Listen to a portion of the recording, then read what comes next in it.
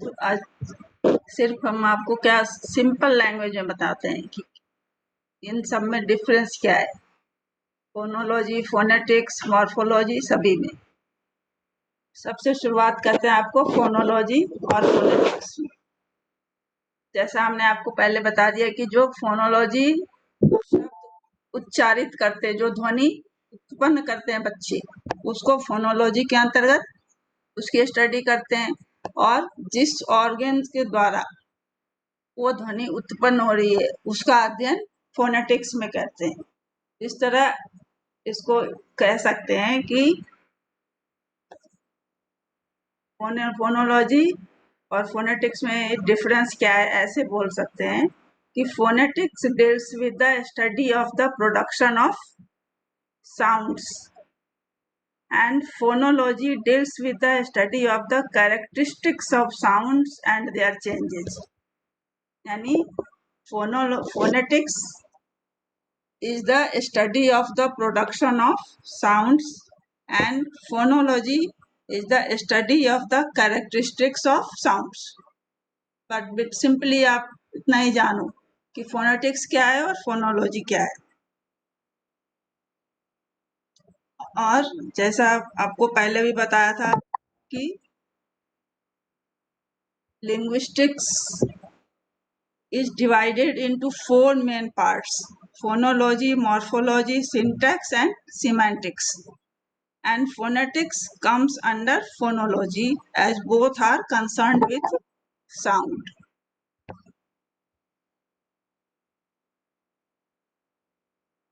तो जैसा हमने बताया कि कोई छोटा बच्चा अगर ध्वनि उत्पन्न करता है किसी ऑर्गन्स के द्वारा तो वो फोनेटिक्स के अंतर्गत आता है। तो हम इसे ऐसे भी कह सकते हैं कि phonetics deals with the organs of sound production. Phonetics deals with the नहीं करके आप ऐसे भी कह सकते हो कि phonetics is the study of the organs of sound production. इसमें कई तरह के ऑर्गन्स की चर्चा भी की थी हमने कल।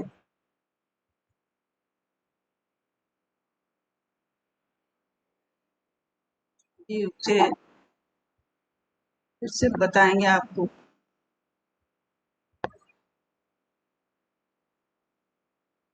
इस तरह एक चीज तो कम से कम आप क्लियर हो गया होगा कि फोनेटिक्स क्या है और फोनोलॉजी क्या है।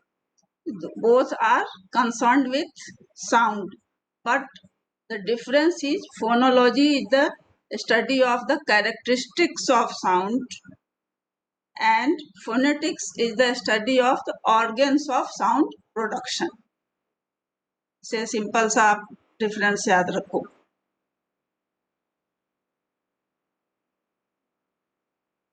ऐसे आप पॉइंट्स में आप इसे ऐसे भी कह सकते हो कि phonetics deals with the organs of sound production, phonology deals with the sounds and their changes. और phonetics को सब फोनोलॉजी का सबसेट भी कहा जाता है, यानी उसके अंतर्गत आता है कि phonetics is the subset of phonology. And then morphology की बात आती है, पहले फोनोलॉजी एंड फोनेटिक्स की। कि क्योंकि जब भी अब कोई भी लैंग्वेज बच्चा सीखना शुरू करता है, पहले तो उसे पता ही नहीं होता भाषा होती क्या है। तो जब वह 6 महीने के बाद या उससे छोटे में भी कोई भी जो ध्वनि उसके द्वारा निकलती है वो किसी भी ऑर्गन से तो निकलेगी नहीं। सबसे पहले किससे निकलती है? वह ओठों के, जो सबसे आसान चीज होती है, लिप्स के द्वारा। आप ध्यान देंगे तो अभी आप तो खेते होंगे छोटे बच्चों को, पहले बोलेगा बा बा पा पा मा मा। कभी बोलते सुना जिसमें मात्रा हो, आकार छोड़कर दूसरी कोई मात्रा हो, वो जल्दी नहीं बोल पाते, उसे सीखना पड़ता है। तो इस तरह जो फोनेटिक्स में हमने कल ऑर्गन्स की बात की थी, ने कहा था इसमें मन नहीं लगता। जैसे थ्रोट से जो अल्फाबेट बोले जाते हैं, थ्रोट तो समझते हो ना? थ्रोट से जो अल्फाबेट बोले जाते हैं, जैसे थ्रोट से जो अल्फाबेट बोले जाते हैं, थ्रोट तो समझते हो ना? थ्रोट से जो अल्फाबेट बोले जाते हैं, जैसे थ्रोट से जो अल्फाबेट बोले जाते हैं, थ्रोट तो समझते हो ना? कौन सा हिस्सा है बॉडी का? सलोनी। थ्रोट समझते हो? हमारे बॉडी में थ्रोट, आप के या क्यू बोलकर देखना, के या क्यू, आप कहाँ से बोल रहे हो उसे? कंठ से यानी गले से बोलते हो ना, उसी को थ्रोट बोलते हैं। तो जो थ्रोट के द्वारा प्रोड्यूस होती है जो अल्फाबेट, हम चूंकि यहाँ इंग्लिश की बात कर रहे हैं, ये आपको इंग्लिश लैंग्वेज में पढ़ना है, इसलिए इंग्लिश लैंग्वेज की ही बात कर रहे हैं। तो जो थ्रोट से प्रोड्यूस होते हैं उसको क्या हमने कहा था, ये आप देखोगे, ये इसलिए कह रहे हैं कि आपको एक टास्क भी देंगे हम इस पे। उसको कहते हैं गटरल्स, GUTTURALS,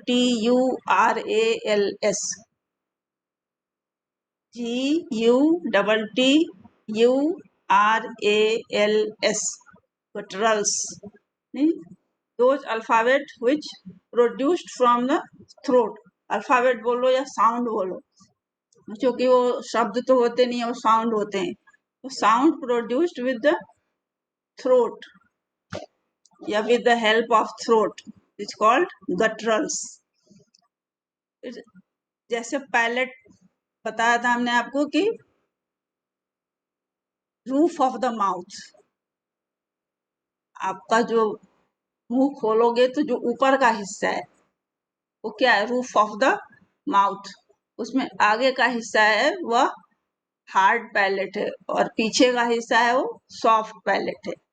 तो जो आगे के हिस्से से या पीछे के हिस्से से जिससे भी बोलेंगे, अगर उनकी सहायता से जो साउंड उत्पन्न होता है उसको क्या बोलते हैं? पैलेटल्स, PALATALS, पैलेटल्स। एक हम थोड़ा इसलिए भी बता रहे हैं, दो चार इसमें नए स्टूडेंट भी है। और जो टिथ की सहायता से बोलते हैं, टिथ से आप कुछ भी बोलो तो उसको बोलते हैं डेंटल्स, ये आप समझते हो। और जो लिप्स, ऐसे बी बोलो, बी, बी, बी से आप कोई भी ध्वनि बी से क्या होगा? वो लिप्स की सहायता से बोल रहे हैं। तो जो लिप्स की सहायता से, लिप्स की हेल्प से जो साउंड का प्रोडक्शन प्रोड्यूस करते हैं उसको क्या बोलते हैं? लेबियल्स, LABIALS, लेबियल्स। अब इसमें कभी अपर लिप का यूज होता है, कभी लोअर लिप का भी यूज होता है, कभी दोनों लिप का यूज होता है, और कभी लिप और टिथ दोनों का यूज होता है। तो अगर लिप और टिथ दोनों का यूज होता है तो आप दोनों को मिला दो, क्या हो जाएगा? वो लेबियोडेंटल, यानी those sounds produced with the help of lips and teeth are called labiodental sounds। अब इसमें बिल्कुल जो इजी इजी है वही आपको बता रहे हैं। इसी तरह those sounds which produced with the help of both the lips, upper lip and lower lip, those are called bilabial sound। एक रिट्रोफ्लेक्स जो कल बताया था हमने आपको, RETROFLEX, रिट्रोफ्लेक्स, ये साउंड होते हैं जब आप टंग को बैक कर्ल करते हैं। कभी कभी किसी चीज, किसी को बोलने में आपको टंग को फोल्ड करना पड़ता है, टंग इज कर्ल बैक। आप टंग को फोल्ड करके कुछ भी कोई ना कोई अल्फाबेट जरूर बोलते हैं, उस पर अभी आपका ध्यान नहीं जाता। ये फोनेटिक्स में ये सब थोड़ा बहुत जानना पड़ता है। आप लोग जो जानते हो मेनली कि कौन कौन से ऑर्गन बोलने में हेल्पफुल होता है, सहायक होता है, उसमें आप एक वोकल कॉर्ड्स जानते होंगे, और कुछ जानते हो? तो वोकल कॉर्ड्स तो होते ही हैं, इसमें ग्लॉटिस भी होता है, एपिग्लॉटिस भी होता है।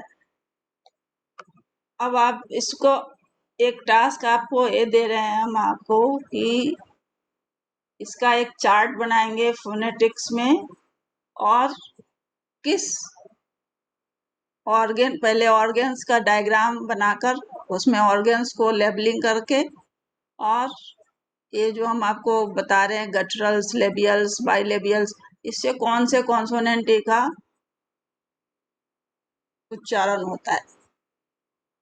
इतनी मेहनत करोगे तो तुम्हें समझ में आ जाएगा खुद ही। कहते हैं labio dental sounds involve the lower lip and upper teeth, यानी जो लेबियो डेंटल साउंड्स जिसमें हमने कहा कि लोअर लिप और टीथ दोनों का यूज करते हैं, तो इसमें लोअर लिप और अपर टीथ का यूज करते हैं कि labio dental sounds involve the lower lip and upper teeth coming into contact with each other and then produce sound। जैसे अब F बोलो, F, V बोलो, V, F और V, ये सब क्या है, लेबियोडेंटल। इसी तरह आप दूसरे साउंड को भी आप चेक करके देख सकते हो कि क्यों कौन से हैं। जैसे गटरल, हमने थ्रोट से बोलने को कहा, guttural sounds which are produced with the throat, क्या है, एक्स, एक्स बोलो, क्यू, एक्स और क्यू, कहाँ से आ रही है आवाज, कहाँ से बोल रहे हो आप, से ध्यान दो, ये सब कॉन्सोनेंट्स हैं। एक आपको थ्रोट की हेल्प से बोल रहे हैं तो इस तरह कह सकते हैं कि guttural speech sounds are those with a primary place of articulation near the back of the oral cavity, यानी थ्रोट से बोल रहे हैं इसलिए कह रहे हैं ओरल कैविटी के पास से बोलते हैं।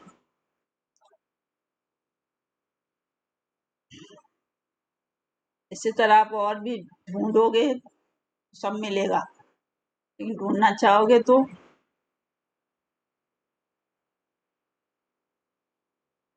और कौन कौन सा साउंड बताऊं, यूवुलर, EVULAR,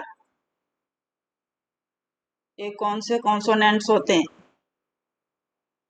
ये होते हैं EVULARS, uvulars are consonants articulated with the back of the tongue,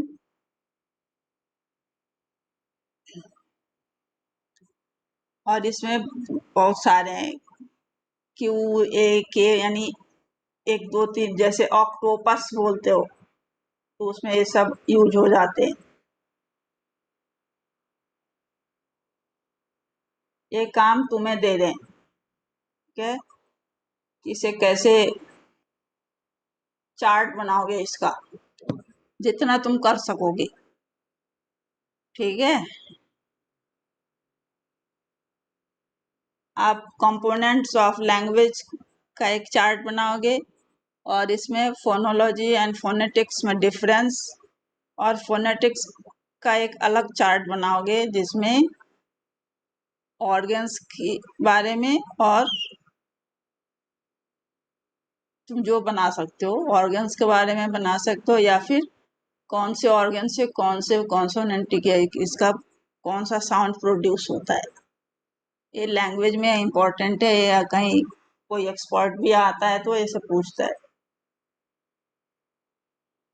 and phonology और फोनेटिक्स, आप सिंपल सा डिफरेंस भी याद रखोगे तो चलेगा कि phonetics is the study of organs of sound production and phonology is concerned with the characteristics of sound or a system of sound patterns in a language। Morphology जैसा आपको पता ही है, इसका भी आप छोटा ही सा फॉर्म याद रखो कि the study of the smaller units in speech and writing, that is morphemes. Morpheme in detail हम लोग एक्सप्लेन कर चुके हैं, रूट मॉर्फिम, बाउंड मॉर्फिम, यानी morphology deals with the morphemes and morphology is the study of the smallest unit of the language या word that is morpheme and types of morphemes, root morpheme, bound morpheme, derivational morphemes, inflectional morphemes, ये सब आप जानते हो। तो morphology के अंतर्गत ये सब चीजें आप पढ़ते हैं।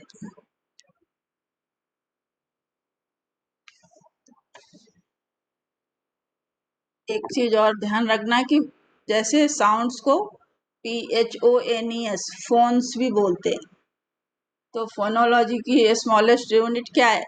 Phoneme, PHONEME, phoneme. और मॉर्फोलॉजी की स्मॉलेस्ट यूनिट मॉर्फिम। इसमें तो कोई दिक्कत नहीं है याद रखने में, मॉर्फिम और फोनीम। अब इसके बाद सिंटेक्स पे आते हैं।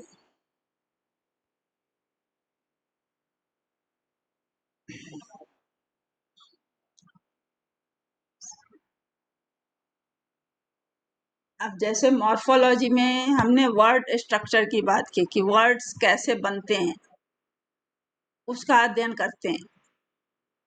Morphology is the study of the formation of words, and words में के अंतर्गत ही हमने जो देखा कि रूट मॉर्फिम, बाउंड मॉर्फिम, ये सब वर्ड में देखा। इसी तरह सिंटेक्स में क्या है? सिंटेक्स में सेंटेंस स्ट्रक्चर देखते हैं कि सेंटेंस स्ट्रक्चर कैसे बनते हैं। तो इस तरह कह सकते हैं कि morphology and syntax are an integral part of linguistics. They are subdivisions of the study of languages and together with phonetics, semantics and phonology contribute to the understanding of how a language is formed. कहते हैं कि morphology और syntax जो है वो linguistics की integral part है, मुख्य पार्ट है। और इसके अंतर्गत जो छोटे छोटे फोनेटिक्स, सिमेंटिक्स, फोनोलॉजी, ये सब इसको समझने में, सेंटेंस के अर्थ को समझने में सहायता करता है।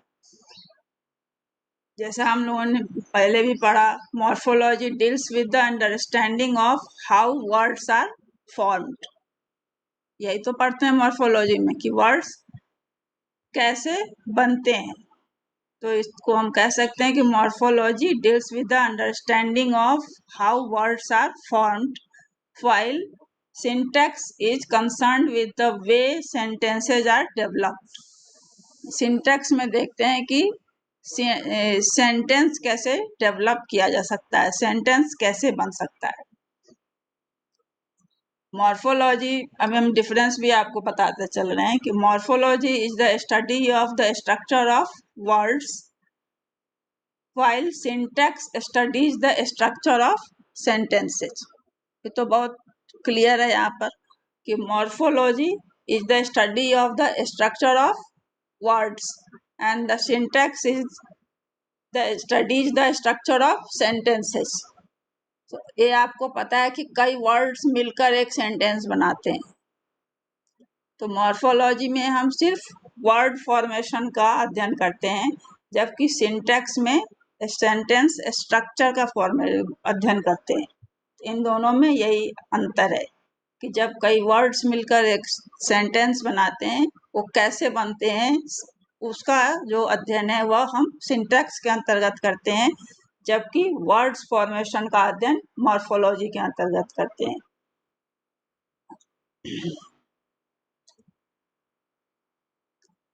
अब आप साथ साथ पढ़ोगे तो आपको थोड़ा इजी भी लगेगा।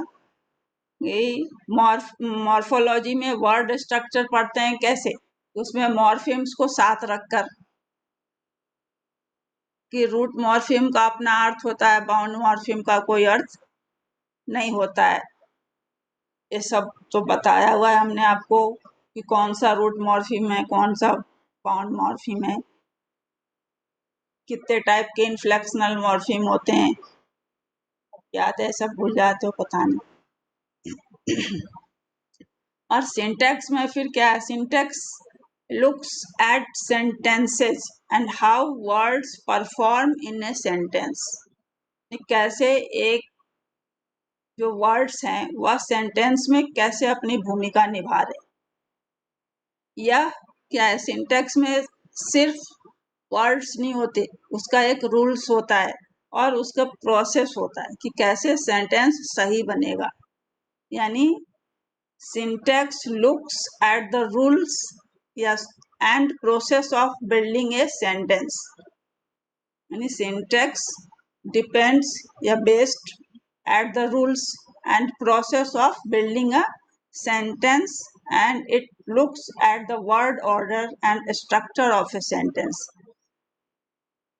The meaning of a sentence in any language depends on the syntax and order of the words. यानी किसी भी लैंग्वेज में या भाषा में वो जो सेंटेंस है उसका वर्ड ऑर्डर सही होना चाहिए और वह ग्रामेटिकल रूल्स पर डिपेंड बेस्ड होना चाहिए। उसका एक प्रोसेस है, उसके अनुसार ही वह वर्ड्स हम, जैसे हमने एक्यूरेसी में क्या पढ़ा था कि proper words eight proper place, तभी तो वो एक्यूरेट सेंटेंस, एक्यूरेट लैंग्वेज होगी। अब ऐसा ना, अगर हम उसी वर्ड्स को चेंज कर देंगे तो क्या होगा। मान लो एक एग्जांपल लेते हैं, Ram it's a mango, Ram it's mango, Ram reads book, और राम रीड्स बुक, तो इसका अर्थ निकलता है राम किताब पढ़ता है। और इसको अगर वर्ड्स को चेंज कर दो उसका प्लेस, तो उसका कोई अर्थ होगा। मान लो बुक रीड्स राम ऐसे कर दें हम, इसका कोई अर्थ निकलेगा? नहीं निकलेगा ना। तो सिंटैक्स में हम यही देखते हैं सेंटेंस स्ट्रक्चर कैसे बनता है। बहुत सारी चीजें कहते हैं कि जब हम वर्ड ऑर्डर को चेंज कर देंगे तो उसका मीनिंग भी सेंटेंस का चेंज हो जाएगा, उसका कोई अर्थ भी ज्यादातर में नहीं रहता है। कहते हैं कि if we have change the word order, and ऐसे भी बोल सकते हैं कि now the word order has changed and so has the meaning of the sentence. जैसे ही वर्ड ऑर्डर चेंज करेंगे सेंटेंस का मीनिंग भी चेंज हो जाएगा, जबकि दोनों में सेम वर्ड्स है, राम रीड्स बुक या बुक रीड्स राम, दोनों में वर्ड्स तो सेम है बट मीनिंग डिफरेंट है। तो कैसे कह सकते हैं ना कि now the word order has changed and so has the meaning of the sentence. Both sentences have the same words but the meaning is different. It is by studying the proper order of words in phrases and sentences that the linguist gains a better understanding of the language as a whole. ये सब तो छोड़ो, ये सब तुम्हें, लेकिन एक चीज आप ध्यान देना कि जो भी नेटिव स्पीकर है लैंग्वेज का, यानी जो उसकी अपनी भाषा है, उसे इतना सिखाने की जरूरत नहीं होती, वो अपने आप सीख जाता है। जैसे तुम्हें हिंदी सिखाने की जरूरत होती है या जो भी तुम्हारी अपनी नेटिव लैंग्वेज है, लेकिन जब हम इंग्लिश सीखने जाते हैं तो क्या होता है, हमें सारे ग्रामर के रूल्स सीखने पड़ते हैं। तो ये भी कहते हैं कि a native speaker of a language learns the language from birth. अपने जन्म के समय से ही वो अपनी नेटिव लैंग्वेज सीखता है, तो उसे इतने सिखाने की जरूरत नहीं होती है। लेकिन जब हम कोई नई लैंग्वेज सीखते हैं तो क्या होता है, हमें उसके नियम कानून यानी रूल्स प्रोसेसेस सारे सीखने पड़ते हैं। तभी तो ये सिंटैक्स की बात आती है, पहले हमने वर्ड सीखो फिर सेंटेंसेस सीखो। सबसे पहले क्या सीखते हैं, जैसे हमने रेशनल वे की बात करी थी, प्रिंसिपल्स ऑफ इसमें लैंग्वेज में स्किल्स में क्या था कि सीक्वेंस में सीखना है। पहले हमें सिलेबल सीखना है, फिर वर्ड सीखना है, फिर टू वर्ड सीखने हैं, फिर से क्या बोलते हैं सेंटेंस सीखने हैं, फिर कॉम्प्लेक्स सेंटेंस सीखने हैं, फिर पैराग्राफ सीखना है, यानी इस तरह से क्रम से सीखना है। तो इनका यही कहना है कि ये जो नेटिव हैं वो तो बोल लेते हैं, लेकिन जब हम कोई नई भाषा सीखते हैं तो हमें उनके सारे रूल्स फॉलो करने पड़ते हैं। जैसे इंग्लिश लैंग्वेज में क्या है, हमें सिंटैक्स में सारे रूल्स फॉलो करने हैं, पार्ट्स ऑफ स्पीच के, नाउन्स के, वर्ब्स के, एडजेक्टिव्स, एडवर्ब्स, जितने भी पार्ट्स ऑफ स्पीच हैं सबके रूल्स फॉलो करने पड़ेंगे। एंड जो भी उनका रोल है उसको देखते हुए कि उस सेंटेंस में उस वर्ड का क्या रोल है और उसे कहाँ पे रखना है। कभी कभी होता है कि इधर उधर चेंज भी हल्का फुल्का हो तो सेंटेंस तो सही होता है लेकिन अर्थ सही नहीं निकलता है।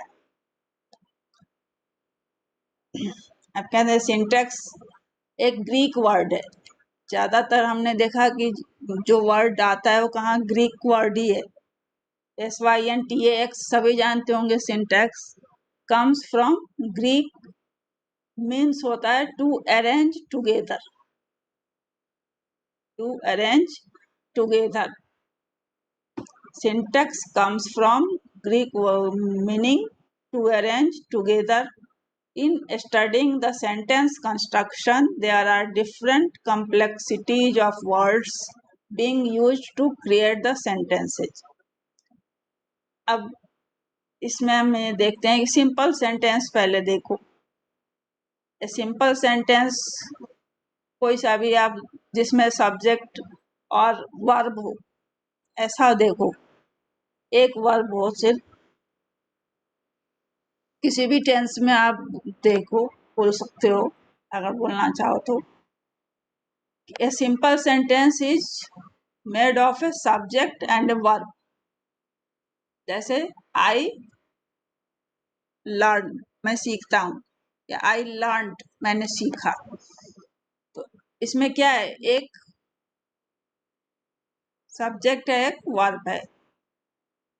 या स्टूडेंट्स, जब स्टूडेंट्स लगाते हैं तो बहुत सारे स्टूडेंट्स हैं, तो स्टूडेंट्स कुछ भी एक वर्ड बताओ।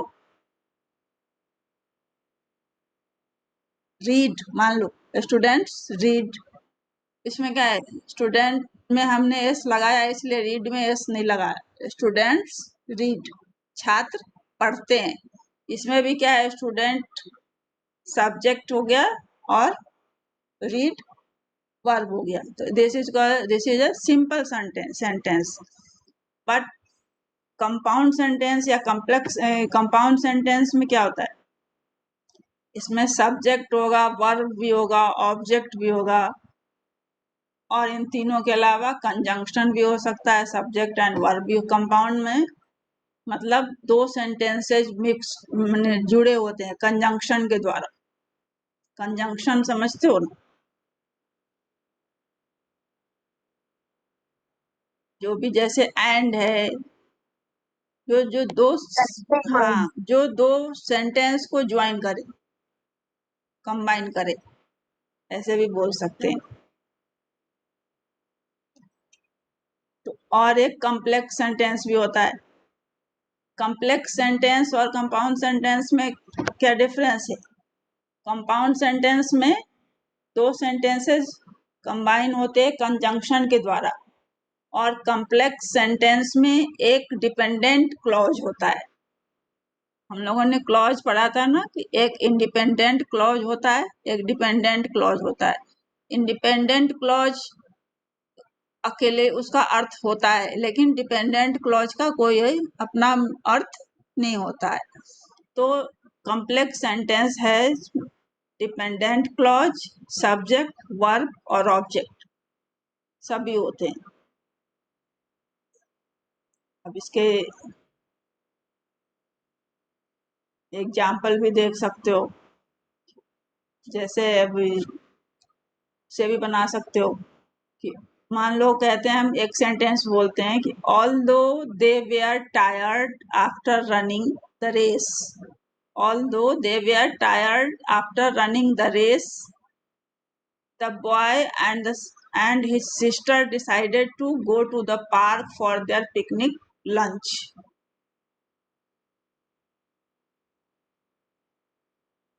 इसमें जानबूझकर इतना लंबा सेंटेंस दिया है। एक कॉम्प्लेक्स सेंटेंस है। Although they were tired after running the race, comma कि वे थक चुके थे दौड़ने के बाद। The boy and his sister decided to go to the park for their lunch.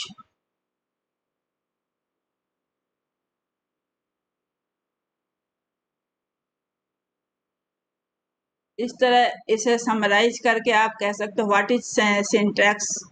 से तो कह सकते हैं हम कि syntax is the study of sentences and the words within the sentence. कह सकते हैं ना कि syntax is the study of sentences and the words within the sentence. फिर कह सकते हैं syntax breaks down a sentence into clauses and studies words in the sentence according to their purpose or definition as a part of speech. Syntax breaks down a sentence into clauses and studies words in the sentence according to their purpose of definition as a part of speech. एक और point आप बोल सकते हो कि syntax looks at word order and how words work within the structure of a sentence. Syntax looks at word order and how words work within the structure of a sentence. अब morphology and syntax में आप difference तो समझ गए होंगे थोड़ा बहुत कि मॉर्फोलॉजी में किस चीज का अध्ययन करते हैं।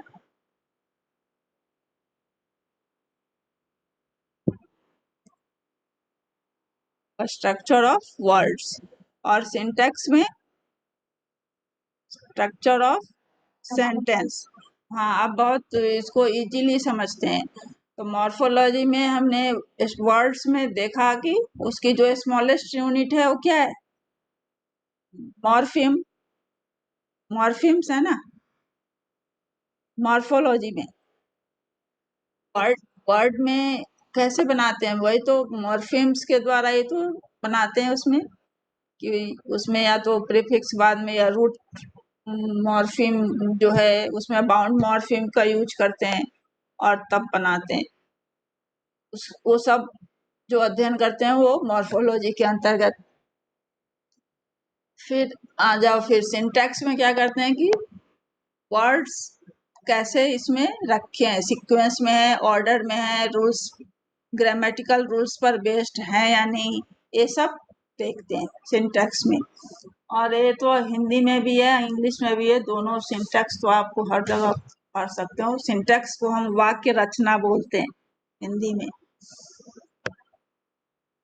तो कहते हैं कि यदि किसी वाक्य में शब्द उचित या सही क्रम में न रखा जाए तो वाक्य का अर्थ क्या होगा, नष्ट हो जाता है। अगर हिंदी में कहें तो कि किसी वाक्य में शब्द उचित या सही क्रम में न रखे जाएं तो वाक्य का अर्थ नष्ट हो जाता है या अर्थ नहीं रहता, सही नहीं रहता। तो इस तरह कह सकते हैं कि सिंटैक्स ग्रामर का वह पार्ट है जो वाक्य में शब्दों के उचित और सही क्रम में रखने के नियमों को बताता है।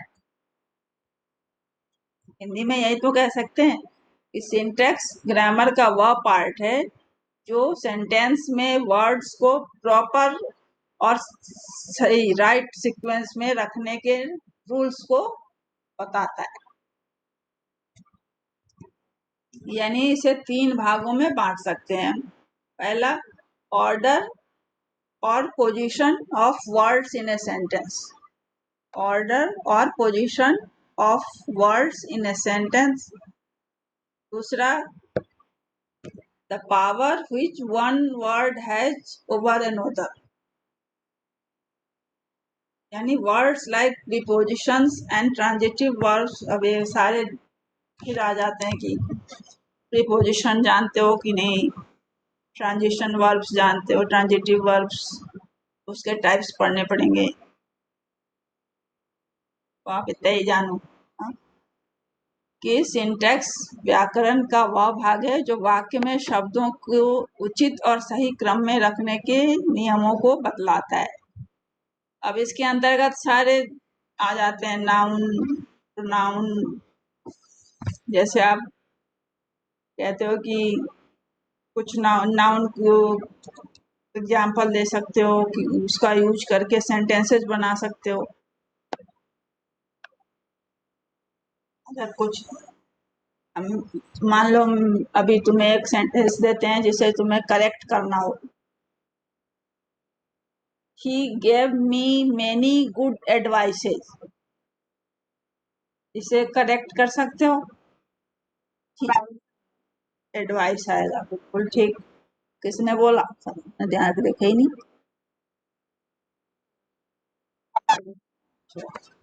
हाँ, ये भी बता दो क्यों होगा, सभी समझ जाएंगे।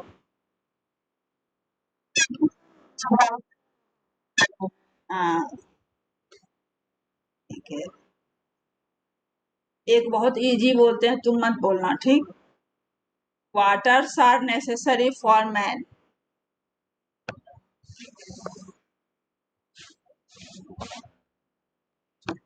हाँ, ठीक है। ये किसने कहा? शिक्षा। हाँ, वो ये तो और सबको आना चाहिए था, है ना। ये कौन बताएगा? He was fond of bad companies. He was fond of bad companies. Fond of का मतलब समझते हो ना, कंपनी होगा, कंपनीज नहीं होता, ठीक है। तो ये सारी चीजें यहाँ पे देखनी पड़ेंगी आपको। अच्छा, मान लो हमने कहा he likes the poetries of Wordsworth, इसे करेक्ट करो। He likes the poetries of Wordsworth.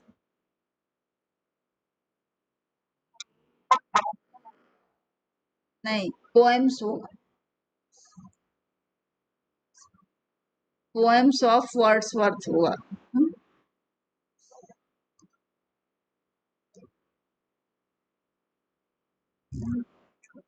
अच्छा, ये बताओ, ही डजंट लाइक वेजिटेबल। एक चीज देखना, कुछ कुछ चीजें हमेशा प्लूरल में आती है और कुछ चीजें प्लूरल में नहीं आती, सिंगुलर में ही आती है, इसका ध्यान रखना।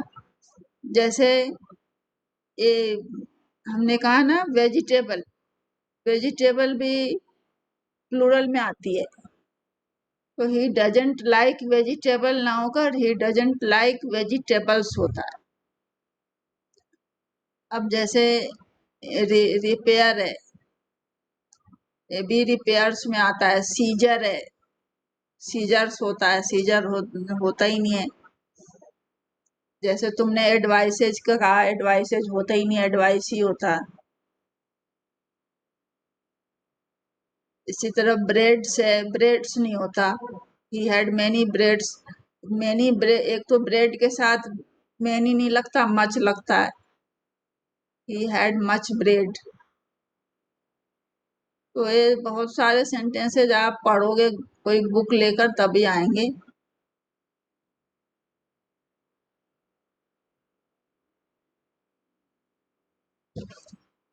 इसमें आप वर्ब, एडवर्ब, सारी चीजें, नाउन, प्रोनाउन, सब में क्या सही यूज होता है वो देखना पड़ेगा आपको।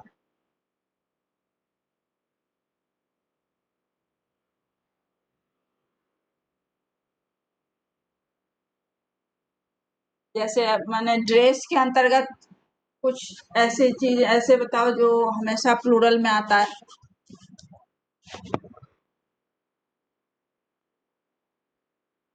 और जो आर्टिकल्स ऑफ ड्रेस, कुछ ऐसे बताओ जो हमेशा प्लूरल में ही आता हो।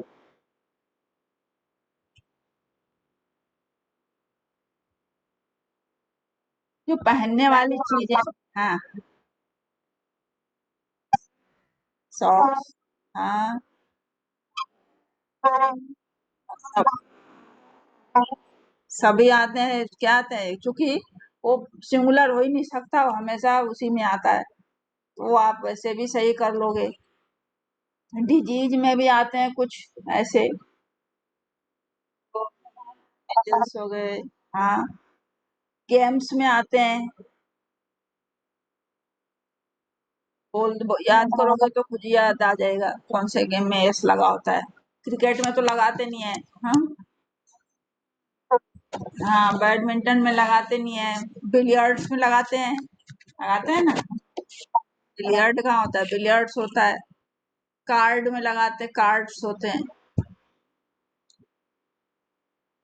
अच्छा, आपने कुछ ये जो है इसे को भी, ये भी आते हैं नाउन में ही। हाँ,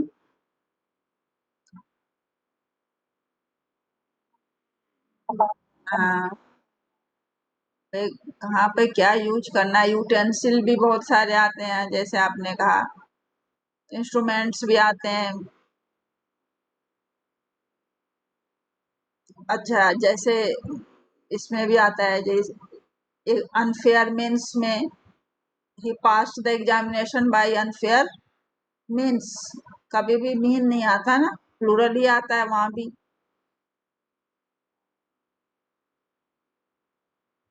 सब्जेक्ट भी आते हैं जो हमेशा प्लूरल में ही आते हैं।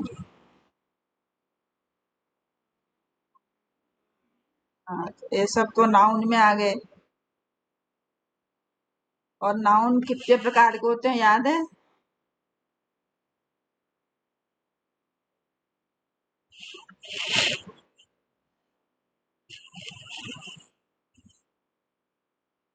जैसे कुछ कलेक्टिव, वैसे तो तुम्हें याद होगा, सिंगुलर, क्या है, कॉमन नाउन, प्रॉपर नाउन, ऐसे होते हैं ना, याद है, भूल गए? Common noun, proper noun, collective noun, abstract noun, इस तरह होता है। तो कहते हैं कुछ कलेक्टिव नाउन ऐसे होते हैं जो देखने में सिंगुलर मालूम होते हैं, परंतु वे सदा प्लूरल में प्रयोग होते हैं। कलेक्टिव नाउन में से ढूंढना। और कुछ एब्स्ट्रैक्ट और मटेरियल नाउन्स, नाउन्स जो हैं वह प्रायः सिंगुलर में प्रयोग होते हैं। एब्स्ट्रैक्ट और मटेरियल नाउन ये क्या होते हैं, पहले याद है? जैसे तुमने एडवाइस बताया ना, ये इसी में आते हैं। हाँ, इसी में आते हैं। अल्फाबेट है, बिजनेस है, ब्रेड है, बिहेवियर है, फर्नीचर है, इस तरह के जो नाउन है। इंफॉर्मेशन है, ट्रबल है, गॉसिप, मशीनरी है, ये सब, ऑफ स्प्रिंग है, ये सब क्या है, सब एब्स्ट्रैक्ट और मटेरियल नाउन में ही आते हैं। तो अब जब आप नाउन को पहले एक बार देख लेना, रिपीट, रिकॉल, ने देखना क्या है, एक बार देखोगे तो रिकॉल हो जाएगा कि कौन से नाउन में क्या आता है, क्योंकि सिंटैक्स में सारी चीजें आती है कि आप कौन सी सेंटेंस आपका कैसे सही होगा। तो जब तक आप सब सारी चीजों के बारे में जानोगे नहीं, सही कैसे होगा? जैसे हमने एपोस्ट्रोफी एस के बारे में पढ़ते हैं, तो ये कहाँ लगाते हैं? जब किसी की कोई चीज होती है ना, या किसी का कोई भाई, किसी बहन, इस तरह की चीजों में लगाते हैं। लेकिन क्या चेयर में लगाएंगे? Leg of the chair, chairs leg थोड़ी बोलते हैं, नहीं बोलेंगे ना, हमेशा उसे बोलेंगे the leg of the chair. इसी तरह है हाउस, जैसे घर की छत है, इसे क्या बोलेंगे? The roof of the house. ये तो नहीं बोलेंगे हाउस रूफ, उसमें एस नहीं लगाएंगे ना। तो ये भी देखना पड़ता है कि आपको कि कहाँ पे एस लगाना है, कहाँ पे नहीं लगाना है। यानी आपको एक केस पढ़ने पड़ेंगे, rules of possessive case. Case पढ़े, दो तरह के नॉमिनेटिव और पॉजेसिव होते हैं ना, हमेशा पॉजेसिव में ही एस एपोस्ट्रोफी एस लगता है। से Ram's brother, children's books, bird's nest, इस तरह से। और कुछ चीजें जिन्हें मान लिया जाता है, जैसे है कि पर्सोनिफाइड ऑब्जेक्ट्स बोलते हैं उसको, वो होती तो बेजान चीज है लेकिन उसमें लगता है। जैसे डेथ है, फॉर्चून है, इसमें हम लगाते हैं apostrophe S. Death, apostrophe S, death power is great, ऐसे लगाते हैं। सम आर फॉर्चून्स फेवरिट, यानी फॉर्चून में एस एपोस्ट्रोफी एस लगाते हैं। तो ये सब एक दो एक्सेप्शंस हैं जिसको आपको ध्यान रखना पड़ेगा थोड़ा। इस तरह आप नाउन और केस तो पहले आज देख लेना। सिंटैक्स में यही है, और क्या बताऊं तुम्हें। और सिमेंटिक्स में भी कुछ नहीं है। सिमेंटिक्स में ये है कि इसमें जो हमने ऑर्डर में लगाए हैं उसका अर्थ सही निकले। सेंटेंस का अर्थ सही है या नहीं है सिमेंटिक्स के अंतर्गत आता है। और कॉन्टेक्स्ट, माने जिस कॉन्टेक्स्ट में यूज किया जा रहा है उस कॉन्टेक्स्ट में सही है कि नहीं, ये है। और कुछ तो इसमें है नहीं ज्यादा। अब हमने इसको ज्यादा लंबा नहीं पढ़ा रहे तो छोड़ दे रहे, थोड़ा सिमेंटिक्स कल देखेंगे। नहीं तो जितना आपने जान लिया इसको अगर चार्ट में आप प्रेजेंट कर सको कि तो अच्छा है। इसको खास करके लैंग्वेज स्किल्स को, या फोनेटिक्स के चार्ट बनाओ अलग से, या स्किल्स के चार्ट बनाओ कि मेन है। आप यही है आपके सिलेबस में। इसके चार्ट अगर आप जमा करोगे ना बाद में कॉलेज में, प्रिंसिपल भी खुश होंगे और जो अल्मोड़ा वाले आते हैं वो भी खुश होते हैं। चलो छोड़ते हैं, ज्यादा नहीं पकाते दोनों। क्या 10:30 से?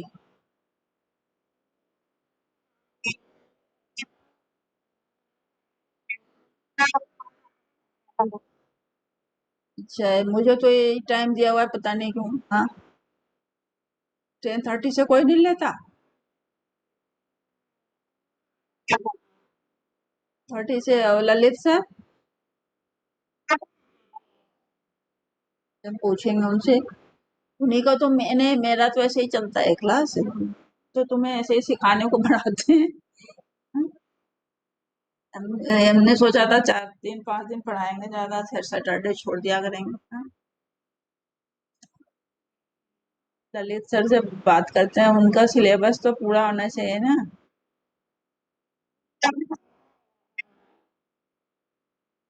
कैसे होगा फिर? एक पेपर में दो, इसीलिए 2 लोगों को दिया हुआ था हमने। ये तो तुम्हें ग्रामर सिखाने को पढ़ा रहे, इसमें तो ये तो सब वैसे ही है, इंटरनल।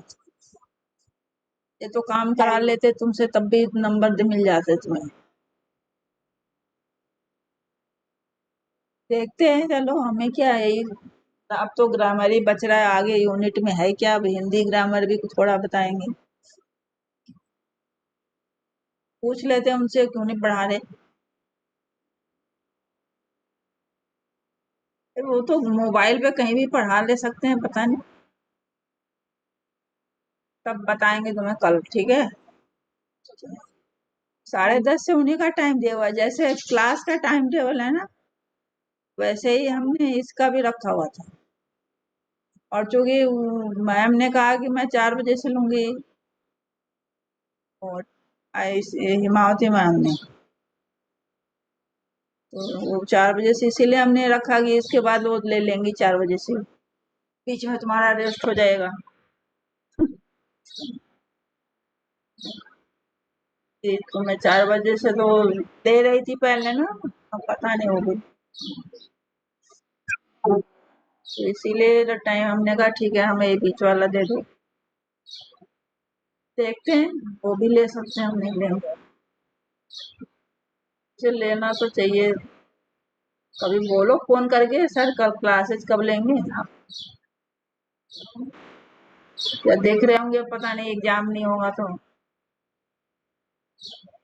लेंगे। नहीं, एग्जाम से क्या,